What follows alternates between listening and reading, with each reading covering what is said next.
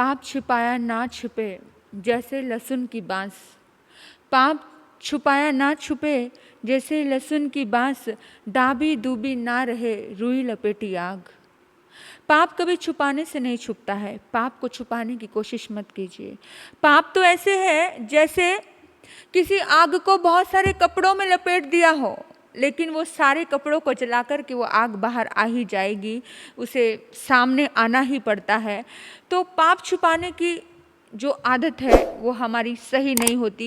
ये हमारी ऊर्जा जब पाप छुपाने में लगती है, सूक्ष्म रूप से सारी ऊर्जा पाप छुपाने में लगती है, तब उस समय में अंतस्थल में एकदम अंदर वो जो पाप की ऊर्जा बैठ जाती है। जो ऊर्जा पाप निवारण में लगानी चाहिए थी, जो ऊर्जा सत्संग में लगानी चाहिए थी, वो ऊर्जा हम पाप को ढकने में लगा रहे हैं और हमारा पूरा जीवन ऐसे ही व्यर्थ चला जाता है। तो पाप को कितना भी छुपाओ, देर सबेर वो प्रकट होगा ही। हमेशा इस बात का ख्याल रखना। हमारे सामने तो इतिहास भरा पड़ा है। दुर्योधन का पाप का घड़ा फूटा, कंस का फूटा, रावण का फूटा।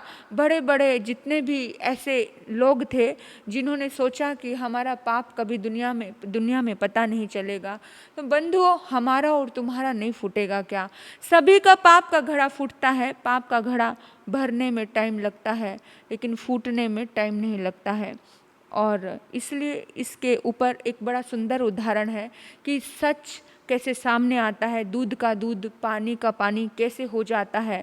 ये हकीकत है। प्रकृति पूरा साथ देती है ये सब काम करने में। तो दो मित्र थे, एक का नाम था कमल और एक का नाम था विमल।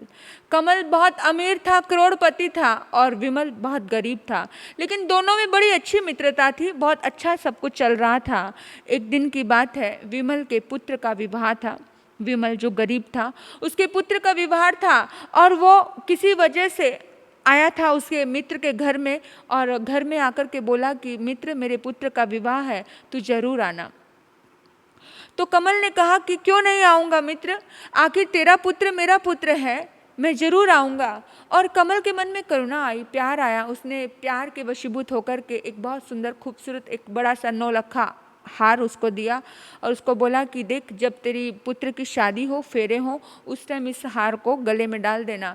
फोटो वोटो अच्छी आएगी, सुंदर लगेगा, है नहीं, राजकुमार जैसा लगना चाहिए ना, आखिर हमारा पुत्र है। तो उसने बहुत मना किया। विमल ने कहा कि नहीं नहीं चाहिए, नहीं चाहिए। उसने कहा अरे यार, दोस्ती है, यारी है, इतना तो थोड़ा बहुत तो बनता है, इसमें क्या बात है। और मैं तुझे हमेशा के लिए थोड़ी दे रहा हूँ, थोड़े टाइम के लिए तू पहन, तो यूज़ कर, थोड़े टाइम के लिए, शादी है, विवाह है, थोड़ा तो एंजॉय होता है। तो उसने लेके चला गया कि ठीक है। लेकिन जब जा रहा था, रास्ते में जाते जाते उसका मन बहुत बेईमान हो गया और उसका मन बिगड़ गया। और उसके मन में विचार आया कि अरे, ये नौलखा हार अगर मैं अपने पास रख लूँ तो मेरा तो दरिद्र पूरा धुल जाएगा। इतना कीमती हार है, तो ना ही उसने मुझे कुछ हस्ताक्षर करके कुछ दिया है, ना ही कुछ लिखा पढ़ी हुई है, तो मैं उसको रख लेता हूँ। तो किसको बोलेगा, किससे मांगेगा।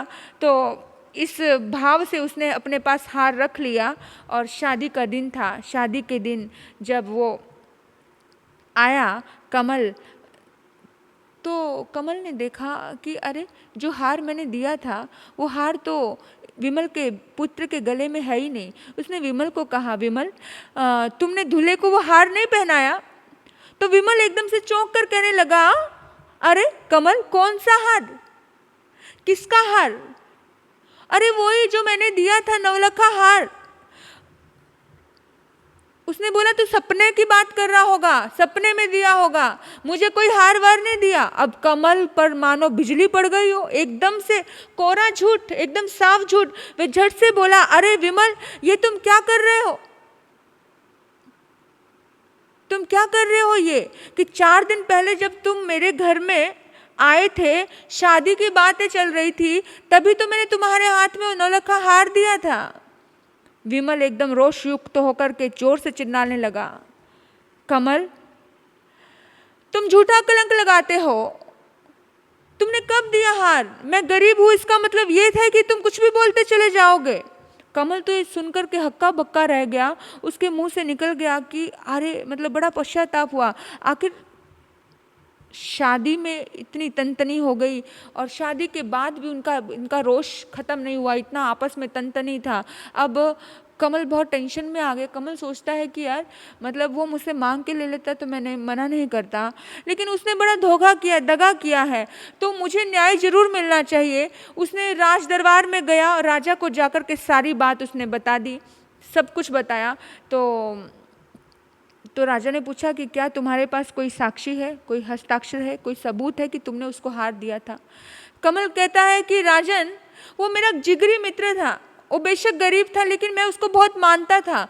अगर मित्रता नहीं होती तो मैं शायद हस्ताक्षर लेता, कुछ होता, लेकिन उसमें मुझे कुछ भेद ही नहीं लगा। वो मेरा खास मुझे लगता था, इसलिए तो दिया। हस्ताक्षर का या सबूत का सवाल ही नहीं उठता था। मुझे क्या पता था कि वो मित्र होने का इतना ऐसा बर्ताव करेगा, कि वो ऐसा दगा देगा मेरे साथ। मेरी कल्पना के बाहर हो गया सब कुछ, मैंने सोचा भी नहीं था। मेरे बंधुओं, ऐसे तो बोला जाता है कि कभी भी पैसे के मामले में, धन दौलत के मामले में सगे बाप पर भी भरोसा नहीं करना चाहिए। ये रिश्ते, पैसा ऐसी चीज होती है, ये पैसा भाई भाई को दुश्मन बना देती है। ये पैसा बाप को भी जेल में डाल देता है। इतिहास याद करो, औरंगजेब ने अपने पिता को जेल में डाला सिर्फ राजगद्दी के लिए, पैसे के लिए, धन दौलत के लिए। कंस ने अपने पिता को डाला, कौनिक ने अपने पिता को डाला। ये इतना इतिहास है, एक इतिहास नहीं, हजारों कहानियां भरी पड़ी है। जो पैसा ऐसी चीज है, इसीलिए पैसे के मामले में किसी पे भरोसा मत करना।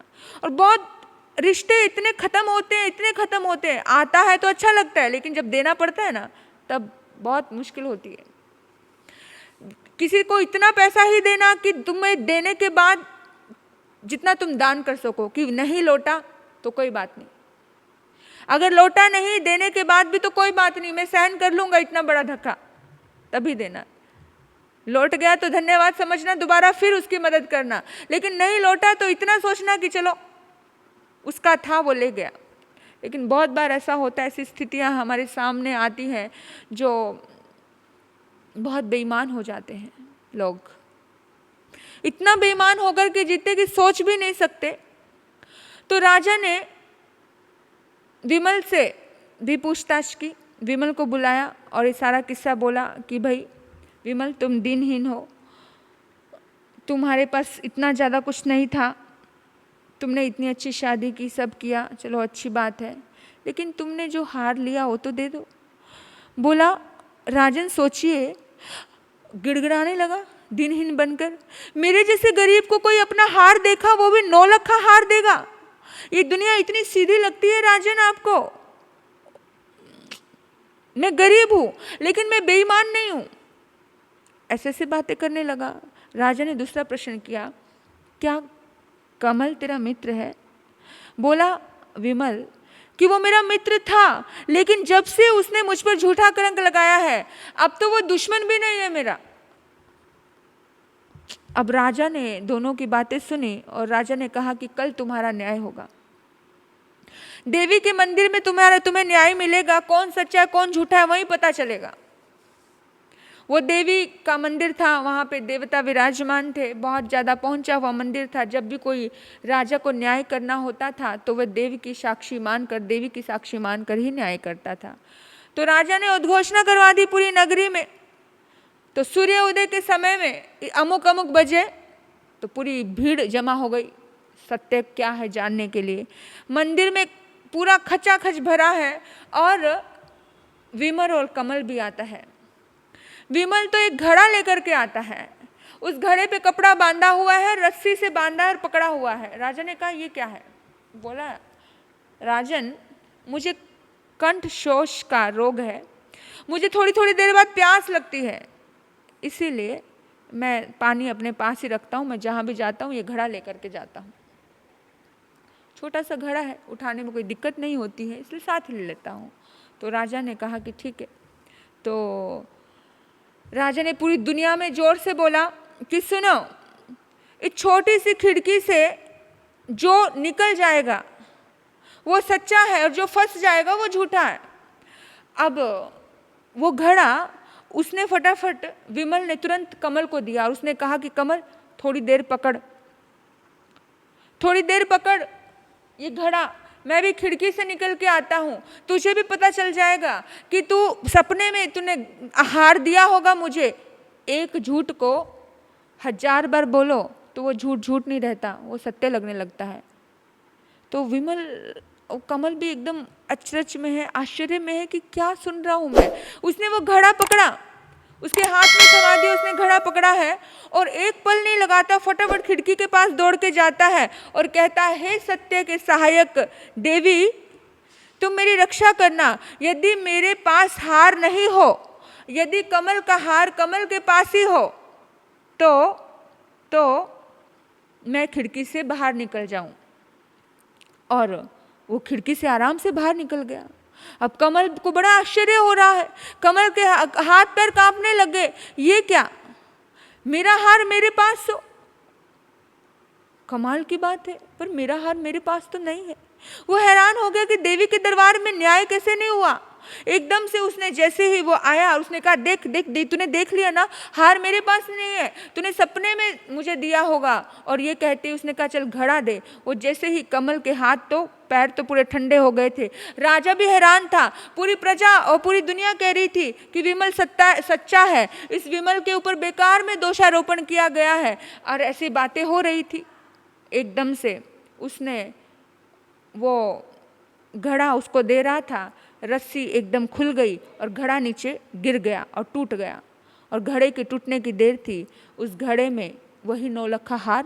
पूरी दुनिया ने देखा, राजा ने देखा और उसकी बहुत ज़्यादा भर्त्सना की, बहुत निंदाएं की, और वो तो गिड़गिड़ाने लगा, रोने लगा, माफ़ कर दो। लेकिन अब राजा ने उसकी धूर्तता के लिए उसे देश निकाला दे दिया, उसे माफ़ नहीं किया। और कहा जाता है मेरे बंधुओं कि पाप छुपाया ना छुपे जैसे लहसुन की बांस। पाप कभी छुपाया नहीं छुपता। किसी के साथ बेईमानी करते हो, ठगी करते हो, तो वो कभी भी लौट करके तुम्हारी ज़िंदगी में आती है। तो कभी बेईमानी मत करो, ठगी मत करो। बेईमानी का धन, दर्द से आया हुआ धन कभी भी सुकून नहीं देता, बहुत दर्द देता है, तकलीफ़ें देता है, मन को बेचैनियों से भरता है। इसलिए इस उदाहरण से हमें समझना है कि कैसे प्रकृति दूध का दूध और पानी का पानी कर देती है। भगवान के घर देर है, अंधेर नहीं है। तो इसलिए हमें समझना है और हमें हर कदम बहुत सोच समझ के उठाना है। आपने मुझे सुना, आपके भीतर बैठे परमात्मा तत्व को नमन करते हुए ओम शांति, ओम शांति।